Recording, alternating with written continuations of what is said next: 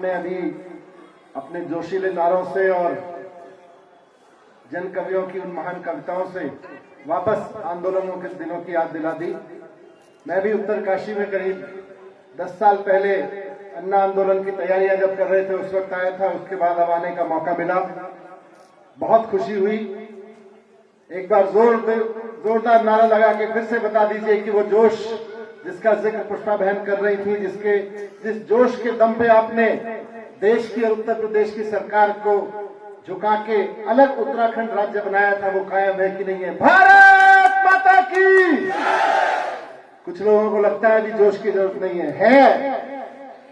ऐसा नहीं है कि बाजू वाला हाथ उठा दे और जोश दिखा दे और अपना काम हो जाए। ये बाजू वाले के हम चक्कर में रह गए, इसी चक्कर में बीजेपी और कांग्रेस वाले पूरा फायदा उठा गए उत्तराखंड बनने के बाद भी। भारत माता की, ये हुई ना बात। अभी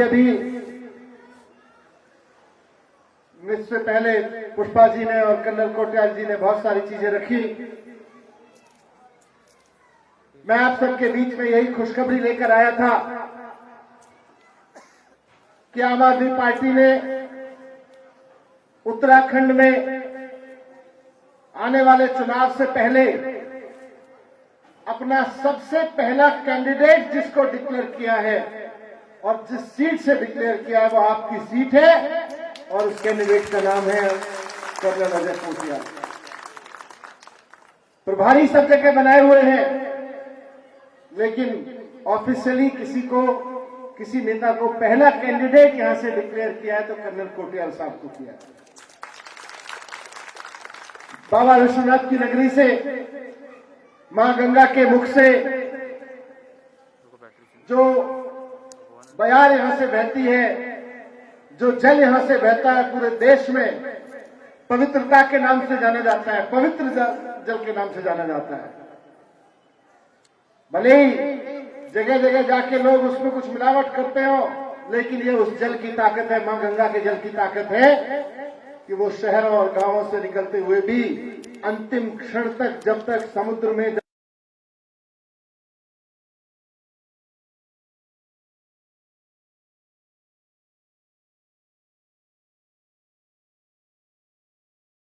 आज मैं उत्तराखंड के इस चुनाव अभियान की, जिसको कर्नल साहब ने नाम लिया, एक नया युद्ध लड़ना है, उत्तराखंड के नवनिर्माण का नया युद्ध लड़ना है, उसकी आधारशिला रखने आया हूं। और उसकी पहली नींव का पत्थर, जो नया उत्तराखंड होगा, उसकी पहली नींव का पत्थर आज इनके नाम लिखा जा रहा है, कर्नल कोटियाल साहब के नाम लिखा जा रहा है। बहुत मेहनत की थी आप लोगों ने उत्तराखंड राज्य बनाने में, कुर्बानियां दी थी, जानें दी थी, खून पसीना बहाया था, लेकिन एक गलती रह गई। उत्तराखंड बनाने के लिए खून पसीना तो बहा दिया, लेकिन उत्तराखंड बनाने के बाद वोट गलत जगह दे दिया। उत्तराखंड तो बनवा दिया, लेकिन वोट गलत जगह चला गया। और करते भी क्या? एक ही विकल्प था, या तो कांग्रेस या बीजेपी, बीजेपी नहीं तो कांग्रेस। और आपने खूब मेहनत की। जब बीजेपी से दुखे हुए तो कांग्रेस को लाए, कांग्रेस से दुखी हुए तो बीजेपी को लाए, फिर बीजेपी से दुखे हुए तो फिर कांग्रेस को ले आए, फिर कांग्रेस से दुखी हो गए तो फिर बीजेपी को ले आए। क्या करते? विकल्प नहीं था। आज आपके पास में आम आदमी पार्टी के नाम से एक विकल्प है और कर्नल अजय कोटियाल के नाम से एक बहुत बड़ा नेता, जिसकी ईमानदारी की कस्में आप ऐसे ही खा सकते हैं, जिसकी कर्मठता की कस्में आप ऐसे ही खा सकते हैं जैसे गंगा मां की कसम खाते। उसी तरह से पवित्र है, उसी तरह से ईमानदार है, उसी तरह से ताकतवर है, उसी तरह से जुझारू है, जो पत्थरों से निकल के मैदानों तक जाती है। तो आज कर्नल कोटियाल साहब आपके बीच में खड़े हैं, सिर्फ गंगोत्री का विधायक बनने के लिए नहीं, उत्तराखंड का मुख्यमंत्री बनने के लिए नहीं, बल्कि उत्तराखंड के नव निर्माण के लिए खड़े हैं। आज आपके वोट में वो ताकत है, आज गंगोत्री के वोट में वो ताकत है कि अगर गंगोत्री का वोटर चाहे तो उत्तराखंड को एक ऐसा मुख्यमंत्री दे सकता है जो 21 साल पहले देखे गए सपने को सच कर सकता है। और आज जब मैं ये बात कह रहा हूं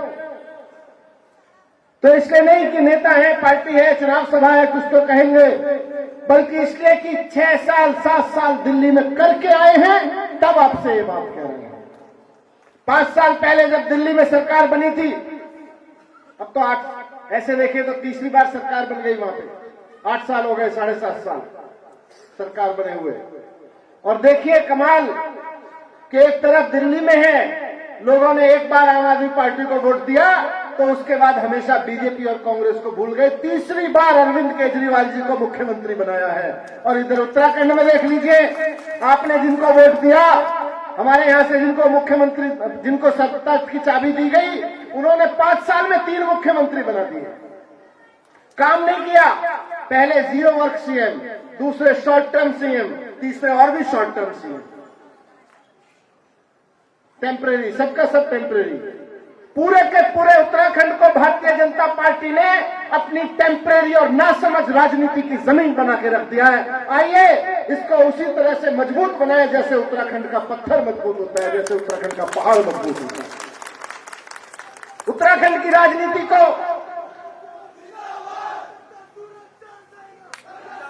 उत्तराखंड की राजनीति को चट्टान के इरादे वाले नेता चाहिए। 5 साल में लुल पुल 3 बार बदलने वाले मुख्यमंत्री नहीं चाहिए। ऐसा मुख्यमंत्री चाहिए जो उत्तराखंड के इतिहास को बदल दे। आज ये मौका हमारे पास में है। मैं आज भारतीय जनता पार्टी और कांग्रेस दोनों को चुनौती देकर पूछना चाहता हूं, पिछले 20 साल में, 21 साल के इतिहास में उत्तराखंड के आपकी भी सरकार रह गई, कांग्रेस वालों और बीजेपी वालों आपकी भी सरकार रह गई। मुझे पूरे उत्तराखंड में एक स्कूल बता दो जहां आप ये कह सकते हो कि हमारा सरकारी स्कूल हमने इतना अच्छा कर दिया कि देखो प्राइवेट स्कूलों से बच्चे छोड़ छोड़ के सरकारी स्कूलों में आ रहे हैं। चुनौती देकर कहता हूं उत्तराखंड के इस मंच से, एक स्कूल पूरे उत्तराखंड में बता दे भारतीय जनता पार्टी वाले या कांग्रेस वाले, जिस पे उंगली रख के ये कहते हैं कि देखो हमने सरकारी स्कूल इतना अच्छा बनाया है कि प्राइवेट स्कूलों से बच्चे छोड़ छोड़ के आ रहे हैं, छोड़ छोड़ के आ रहे हैं। आप तो 10-10 साल सत्ता में रह लिए, हम तो अभी 5 साल सत्ता में रहे हैं दिल्ली की। 5 साल की सत्ता में मैं 100 से ज्यादा आपको ऐसे स्कूल गिना सकता हूं जहां पे डीपीएस जैसे बड़े बड़े प्राइवेट स्कूलों को छोड़ के बच्चे सरकारी स्कूलों में पढ़ने आ रहे हैं। क्यों? क्योंकि सरकारी स्कूलों की पढ़ाई ठीक हो गई। मैं जब गया था पहली बार देहरादून चुनावी ऐलान करने, तो उत्तराखंड की सरकार ने बड़ी चुनौती देके कहा था, आइए स्वागत है, आपको स्कूल दिखाएंगे। मैंने कहा मैं आ जाता हूं, दोनों देख लेते हैं, आप दिल्ली के देखने आ जाओ, मैं देहरादून के देखने आ जाता हूं, उत्तराखंड के देखने आ जाता हूं। जब मैं देहरादून पहुंचा तो दुम दबा के भाग गए बीजेपी के नेता। किसी की हिम्मत नहीं हुई कि पूरे उत्तराखंड में एक स्कूल मुझे बता दे। आज मैं सीना चौड़ा करके कह रहा हूं कि दिल्ली के सैकड़ों स्कूल ऐसे हैं जहां प्राइवेट स्कूलों से निकाल निकाल के लोग अपने बच्चों को डाल रहे हैं, बिना महंगी महंगी ट्यूशन कराए। आज बच्चे जेईई में इंजीनियरिंग का एग्जाम पास कर रहे हैं, नीट का एग्जाम पास कर रहे हैं और डॉक्टर बन रहे हैं। उत्तराखंड से जाने वाले एक गरीब आदमी, यही उत्तरकाशी से जाने वाला एक गरीब आदमी जो नौकरी की तलाश में, रोजी रोटी की तलाश में एक दुकान पे काम कर रहा होगा दिल्ली में बैठ के, उसको यहाँ अच्छी पढ़ाई नहीं मिल पाई, लेकिन उसके बच्चे को आज केजरीवाल सरकार ने इतनी शानदार पढ़ाई दी है स्कूलों में, सरकारी स्कूलों में, कि उसके बाद सीधे दुकान में प्रेस करने वाले आदमी का बेटा आज मुंबई में आईआईटी में जाके एरोनॉटिक्स की इंजीनियरिंग कर रहा है। आज अभी पिछले दिनों नीट का रिजल्ट आया, मुझे भी यकीन नहीं हुआ। 5 साल पहले जब हम कहते थे हम सरकारी स्कूलों को अच्छा करेंगे तो लोग हमारा मजाक बनाते थे। 5 साल बाद मुझे भी यकीन नहीं हुआ, लेकिन अभी जब रिजल्ट आया तो आपको हैरानी होगी जान के, आपने हो सकता है मीडिया में पढ़ा हो कि एक सरकारी स्कूल ऐसा है दिल्ली में जहां 80 बच्चे 12वीं में थे, 80 में से 51 बच्चों ने मेडिकल की नीट की परीक्षा पास करी है। एक कई सरकारी स्कूल ऐसे हैं दिल्ली में जहां नीट की परीक्षा पास करने वाले बच्चों की संख्या कहीं 35 है, कहीं 25 है, कहीं 14 है, कहीं 4 है, एक एक दो दो तो बहुत सारे स्कूलों से कर रखी है। मैं फिर से चुनौती देकर कहता हूं उत्तराखंड की सरकार 5 साल रह गई भारतीय जनता पार्टी की, और उसके पहले भी रही थी। कांग्रेस वाले भी वोट मांगने आएंगे, उनको भी चुनौती देके कहता हूं कि एक स्कूल तो बता दो भाई जहां से बच्चों को अच्छी पढ़ाई हुई हो और बच्चे नीट और जेईई की परीक्षा पास कर गए हो। और छोड़ दो, दुनिया भर की बातें छोड़ दो, एक स्कूल तो बता दो भाई। उत्तराखंड के लोगों ने क्या बिगाड़ा है आपका? आप मिड डे मील का पैसा खा गए, आप बच्चों की यूनिफॉर्म का पैसा खा गए, आप बच्चों के जो भी वजीफे आते थे उनका पैसा खा गए, स्कूल की बिल्डिंग का पैसा खा गए, और बाद में उत्तराखंड के हाथ में क्या आया? टूटे फूटे बेहाल सरकारी स्कूल। इसके लिए तो उत्तराखंड नहीं बनाया था। और बात स्कूल की नहीं है, केवल 5 साल में अरविंद केजरीवाल जी की सरकार ने वहां दिल्ली में वो करके दिखा दिया जो भारतीय जनता पार्टी और कांग्रेस पूरे देश में कहीं नहीं करके दिखाई। बताओ कोई एक ऐसा राज्य जहां महिलाओं के लिए बस रोजाना फ्री कर दी हो। आज दिल्ली में महिलाओं के लिए बस रोजाना फ्री कर दी गई। उत्तराखंड में तो बिजली बनती है, लेकिन आपके यहां बिजली के महंगे महंगे बिल आते हैं। दिल्ली में बिजली बहुत महंगे महंगे दाम पे खरीदनी पड़ती है। उसके बावजूद दिल्ली की 80% जनता के घर बिजली के बिल हर महीने जीरो आते हैं। जीरो बिजली के बिल आते हैं। उत्तराखंड में क्यों नहीं हो सकता? यहां तो बिजली बनती है। इसलिए नहीं हो सकता क्योंकि आम आदमी पार्टी बिजली वालों से कमीशन नहीं खाती, आप इनसे कमीशन खाते हो। आज देश में सबसे सस्ती बिजली दिल्ली में मिलती है। आज देश में 24 घंटे बिजली दिल्ली में आती है। 7 साल पहले जब सरकार में आए थे तो दिल्ली में आपके रिश्तेदार रहते होंगे, पूछना, इन्वर्टर के मार्केट, जनरेटर के मार्केट लगे रहते थे। करोल बाग में, पहाड़गंज में जनरेटर लटके रहते थे छोटे छोटे। 3-4 साल मेहनत करी मुख्यमंत्री जी ने, बिजली मंत्री ने, खूब सड़क पे खड़े हो के ट्रांसफार्मर बदलवाए, बिजली के तार बदलवाए, खूब मेहनत करी, पूरे इंजीनियरिंग लगाई दिमाग में। और साथ साथ आज बहुत चौड़े होकर हम कहते हैं कि दिल्ली में 24 घंटे बिजली आती है, फ्री बिजली मिलती है। जब दिल्ली में हो सकता है तो उत्तराखंड में क्यों नहीं हो सकता? अब की बार बीजेपी वाले वोट मांगने आए तो उनसे जवाब मांगना कि अगर दिल्ली में केजरीवाल सरकार 5 साल में बिजली फ्री कर सकती है तो तुम तो इतने दिन सत्ता में रह लिए, बिजली के दाम यहां सस्ते क्यों नहीं हो रहे? अभी आंगनवाड़ी बहनें आई, दाई बहनें आई, यहां अभी बताएं, मैंने उनसे पूछा कितना पैसा मिलता है? 9,000 रुपए मिलता है। कब 9,000 हुआ? कब हुआ? अभी 2 महीने पहले हुआ। 1 महीने पहले हुआ। 5 साल से सरकार सो रही थी। जब केजरीवाल जी ने और कर्नल साहब ने हुंकार भरी तो सरकार जागी और आंगनवाड़ी वाली बहनों का पैसा बढ़ा के 9,000 किया। सरकार ऐसे नहीं चलती, सीखो अरविंद केजरीवाल जी से। 2015 में जब सरकार में आए थे तो वहां पे 5,000 रुपए मिलते थे आंगनवाड़ी वाली बहनों को। 5,000 रुपए सरकार में आते ही 2019 का 20 का इंतजार नहीं किया। ये नहीं सोचा कि जब चुनाव आएगा तब करेंगे। बोले चुनाव जिताया है इन्होंने, अभी करेंगे।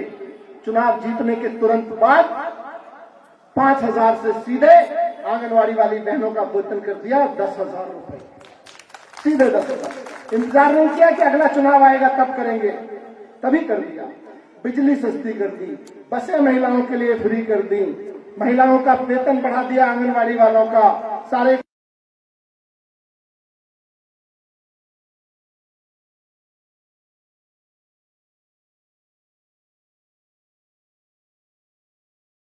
सरकार में, प्राइवेट में खूब लोगों के जॉब क्रिएट कराए, इसलिए ताकि लोगों की जिंदगी चलती रहे।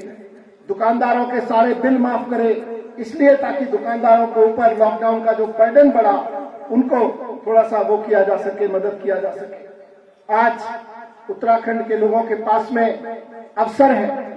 ये चुनाव एक मौका है कि हम उत्तराखंड के लिए भी वैसी राजनीति ले आए जैसी दिल्ली के लोग अपने लिए लेके आए।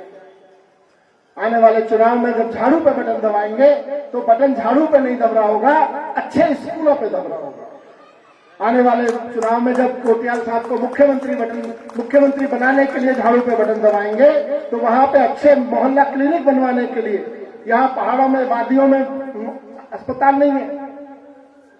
दिल्ली में इतने बढ़िया बढ़िया अस्पताल खुलवा दिए केजरीवाल जी ने, मोहल्ला क्लिनिक खुलवा दी और सब फ्री मिलता है वहां पे। मोहल्ला क्लिनिक में आप जाओ, 200 तरह के टेस्ट फ्री मिलते हैं, एमबीबीएस डॉक्टर फ्री में देखता है। यहां पे क्यों नहीं खुल सकते भाई? नियत नहीं है। तो ऐसे नियत वाले व्यक्ति को मुख्यमंत्री बनाओ, ऐसे नियत वाले व्यक्ति को अपना वोट दो। अपने वोट की ताकत से आप ये भी करवा सकते हो, 5 साल में अगर दिल्ली में हो सकता है तो अगले 5 साल में उत्तराखंड में भी हो सकता है। जो 20 साल में नहीं हुआ वो 5 साल में हो सकता है। मैं बस इतनी बात कह के अपनी बात खत्म करूंगा कि एक बार इस अपने वोट को हमने बीजेपी के नाम किया, कांग्रेस के नाम किया, इस बार बच्चों के रोजगार के नाम कर दीजिए, बच्चों की शिक्षा के नाम कर दीजिए, बच्चों के इलाज के नाम पे कर दीजिए।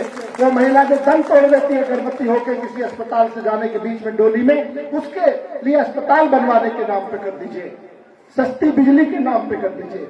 आपके वोट की ताकत से हो सकता है, दिल्ली में हो सकता है तो यहां भी हो सकता है। एक बार फिर से जोरदार नारा लगा के बताइए समर्थन मिलता है कि नहीं मिलता। भारत माता की बहुत बहुत धन्यवाद।